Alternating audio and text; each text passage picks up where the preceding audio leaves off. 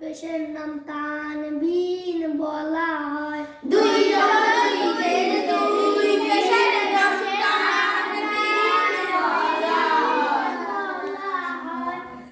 দুটির মধ্যে একটি হারকাত আর একটি হয় নুন সাকিন। দুইটির মধ্যে একটি হারকাত আর একটি হয় নুন সাকিন। ইলিশ মাছের পেটে যেমন কাটা হয়, সুকুন